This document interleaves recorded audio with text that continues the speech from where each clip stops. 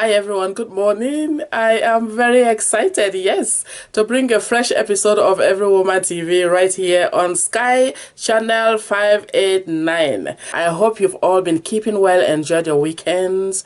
The weather has been brilliant out there throughout the week. As you know, EveryWoman TV is a TV channel that is dedicated to promoting women in business, women and their businesses, also authors, writers, and their books. As you know, my name is Carol Azams and I am the host, the producer and founder of EveryWoman TV. I'm going to take the opportunity to invite you once again, like I do as usual. If you would like to be on this program, all you have to do is go to my website at www.myeverywoman.tv. Sign up there and you could see yourself with me right here the next time. On the show with me today, I have Jennifer Lynn Feeders, Sheila Balgobin, Amanda Conkle, and also onto the books and authors segment, I have the author Edward Yaskov, who is joining us once again to read from his book, The Fire Dream. So I am going to welcome my first guest onto the show today, and that is Jennifer Lynn Feeders.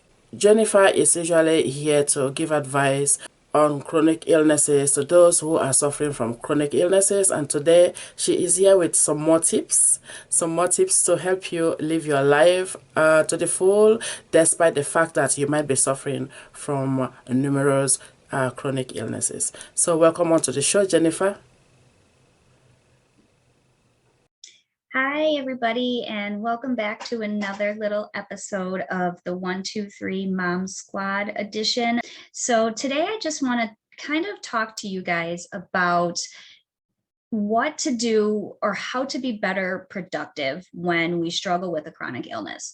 So oftentimes you hear I see a lot of videos, a lot of YouTube videos and whatnot kind of come across social media on how to be successful and how to be, the best version of yourself and all of this. And a lot of that, I have to kind of take and just pull versions of or from the video that I can actually use, because we know that when we struggle with chronic illness or chronic pain, that we are not the healthy person that can do half of these things. So I just want to let you know that I don't want you to get down on yourself or feel bad that you're not capable of doing these things.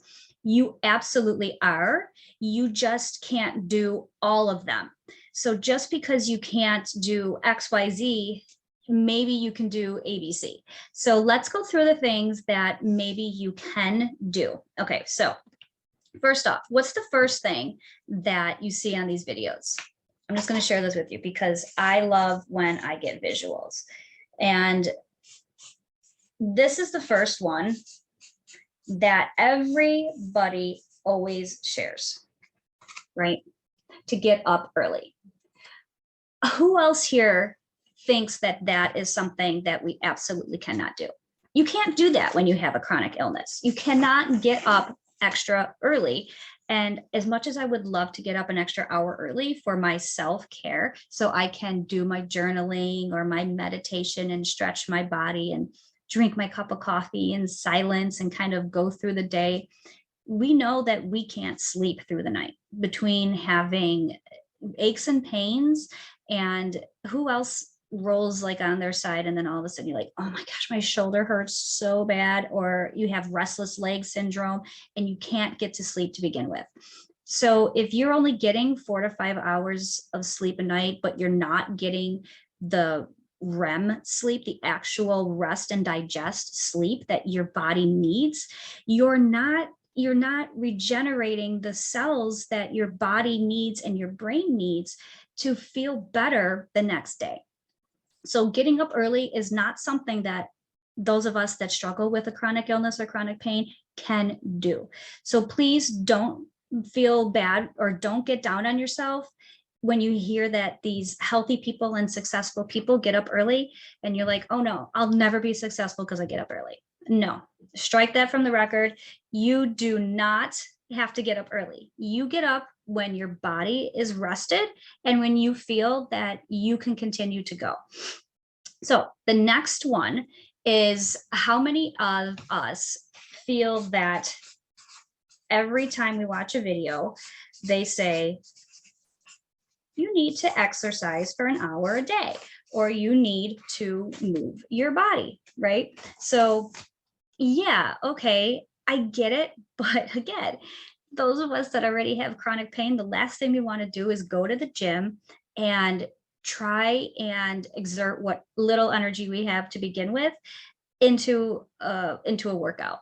So what I like to do instead is to literally just sit on my floor, get into a butterfly position with your feet touching, and just kind of stretch, roll your head around, move your shoulders, stretch your arms, do some simple body stretches.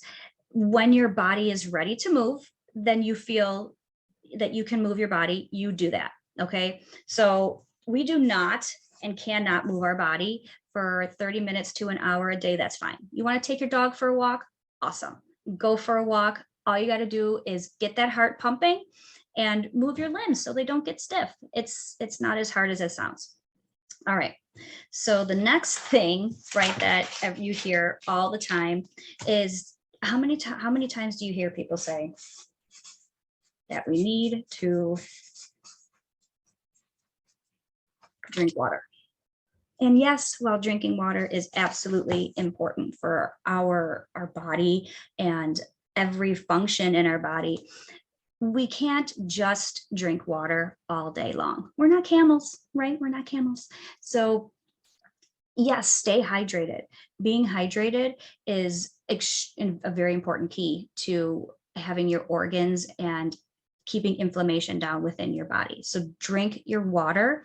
If you want to put it in a cute little like mason jar glass with some ice or a cute little straw, you don't have to chug it, because sometimes it's just like water is boring. I'm not a big water drinker, but it absolutely is essential for your health. Okay, so those are the couple things that I think are the main things that you hear to be successful, even though you may not be able to, do some of those things. But here's one thing that I love to be visual. And when I learn, this helps me tremendously. However, this is my biggest symptom right here, is brain fog. I go through brain fog on a daily basis, especially when I'm trying to do lives and live videos, because I have so much I want to tell you and share with you, but I just can't find the words. So this is something I do struggle with daily. I have not found anything to really, really kind of help with that, other than when I write things on a pen and paper, that definitely helps my mind get out all of them ideas. I love to be creative, but moving the creativeness from my mind onto paper helps me to kind of clear my mind, where then when I'm ready to kind of share with you guys, I can look back and then reflect on my notes, and then I remember that that's what I want to say.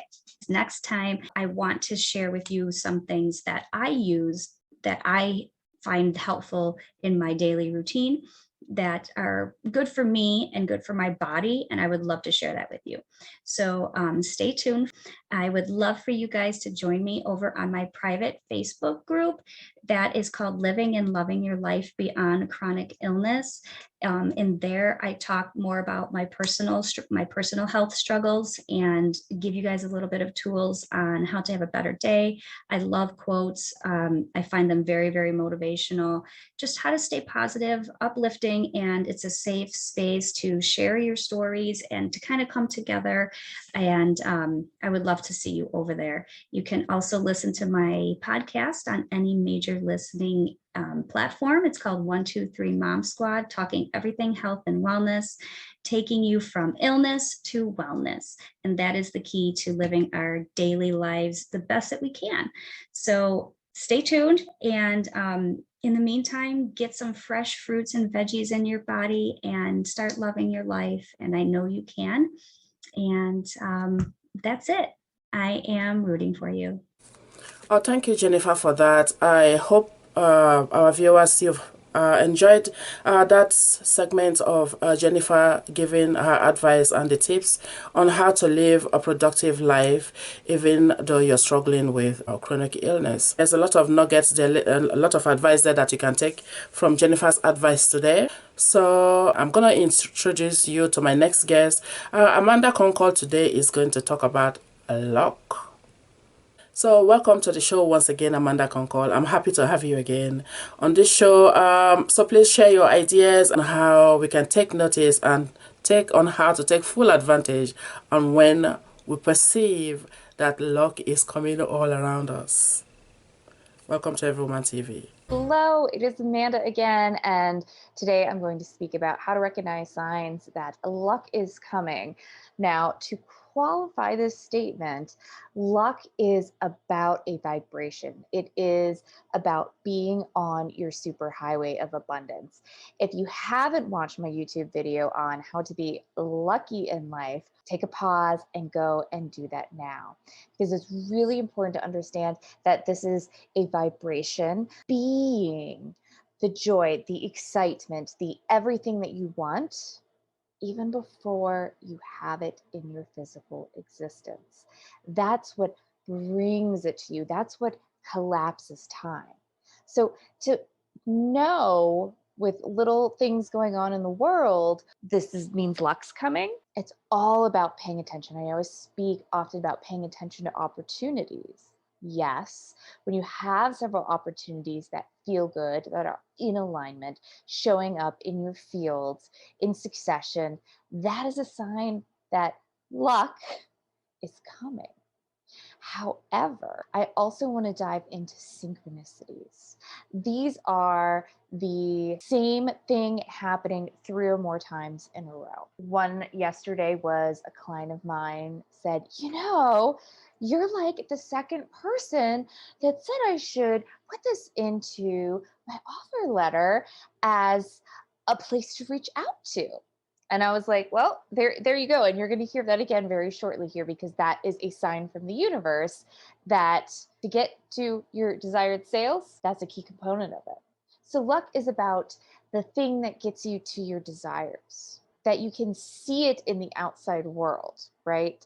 Being in alignment, being aware of the opportunities that are coming, being aware of synchronicities. Other ones that I have seen are like your grandma mentions the phrase patience when that's something she never speaks about. You get in your car and the Guns N' Roses song Patience is on.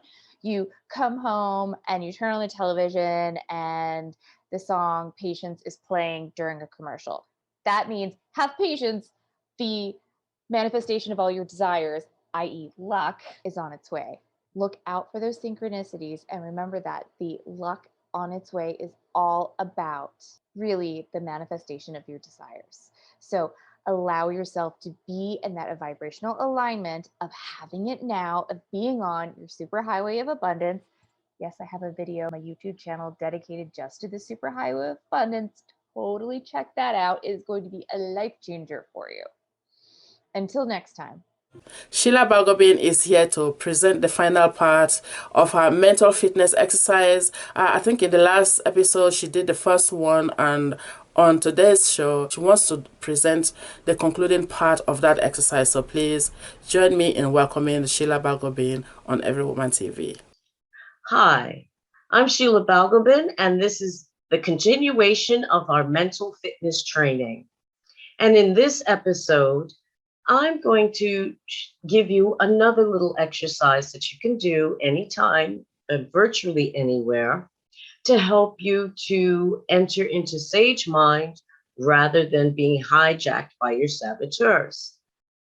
Now, you won't be able to see me doing this exercise unless I was to stand on my head.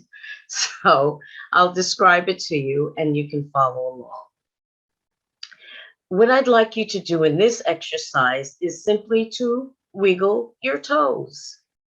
Feel each toe as it touches the floor. Make sure you can feel each and every toe as you wiggle them. Don't think, don't judge, Just notice the sensation of each toe as it presses into the floor as you wiggle your toes. Wiggle your toes and just notice the sensations. No judgment, no thought. If you find your mind wandering, command it to come back to you, come back to your brain, come back to your mind, and focus once more on your toes. Just feel the sensations as you wiggle each toe and press it into the floor. Now you're wondering, well, what's the point of doing this? It's the same as the first exercise that I showed, and that is to break the chain of negativity and negative reactions and thoughts, and acts like an adult cookie to distract you from that spiraling into a negative state and give you command of your mind long enough to enter back into their stage state. Now, you can do this exercise virtually anywhere. You can do it while you're sitting in a meeting, or sitting in your car in traffic, or if you're a therapist, while you're working with a client. Anytime, anywhere, to get you out of your head, back into your body, and recover and return to a sage state instead of dwelling for hours, days, weeks, months, or even years in your saboteur state. Right. So that actually brings us to the end of the business showcase, and I'm moving on to the second part of this show, which is the Books and Authors TV. And with us today, I have the author Edward Yaskov. So, Edward, thank you for joining us once again. Let's hear you read from one of your books titled The Dream Fire. Is it a fire dream? Yeah, sorry. So, Edward, welcome once again to Books and Authors Show. Yes, you want to read from one of your books today, and it is The Fire Dream. So let's hear from you. Welcome once again to the show. Hello, everyone. Thanks for tuning into Books and Author TV. I'll begin with a bit on myself.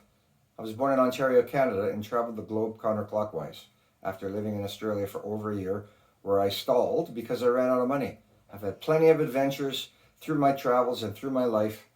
I even met my wife during my early travels on a rusted freighter in the South China Sea. I've worked dozens of different jobs and settled on a firefighting career in Alberta, Canada, where I retired after 32 years. It's the firefighting that has inspired me to write this crime series. I am the first Canadian firefighter to write in this genre. Why don't firefighters write crime novels? Many cops do, because they have the A to Z experience, from the inception of crime to the investigation, to the arrest, the trial, and the sentencing. Firefighters respond to the call, where often there was a crime committed, and quickly return to the station to get ready for the next call. And of course, there's always the general problem unknown, in which we must figure out how to solve the problem, and that occasionally turns out to be a crime. Now, Fire Dream explores the fallen hero syndrome, where many iconic people are occasionally outed for what they did as while teenagers. The fire captain Jerry Ormond in my story is one of these people. His rescue of a child from a burning home is caught in a neighbor's photograph, and he's hailed as a hero across the country, a media darling, and is a star at burn treatment fundraisers. His trip to his hometown to visit his ailing father turns into a nightmare as his old crime begins to emerge.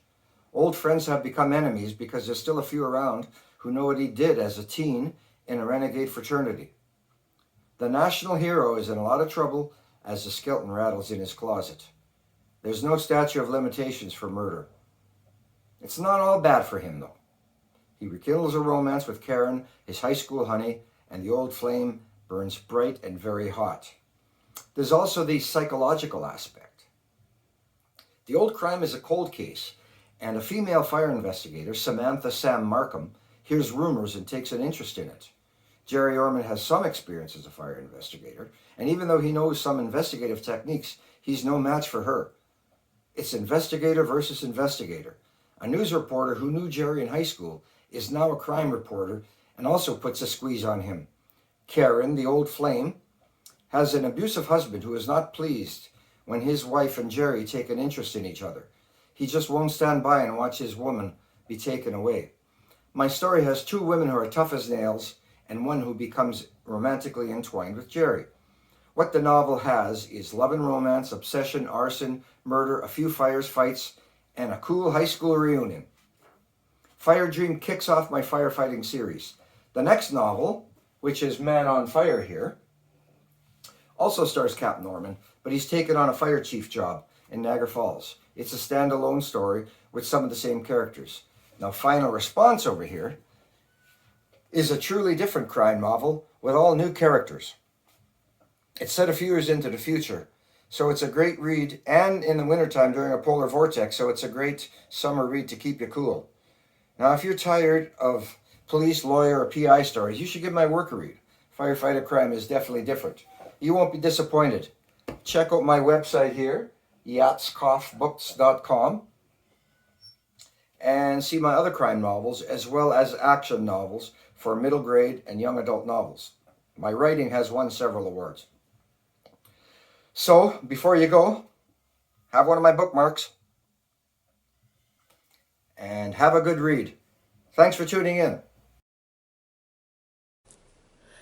Thank you, Edward. So that has brought us to yet another interesting episode of EveryWoman TV and the Books and Authors Show right here on Sky Channel 589 on your television. If you would like to be on this show with me the next time, all you have to do is go down to my website and sign up there at www.myeverywoman.tv.com. If you have a business, you're a woman and you have a business that needs promoting on television, we are right here. EveryWoman TV is your channel. This is created with you in mind, the woman in business. We want to hear from you.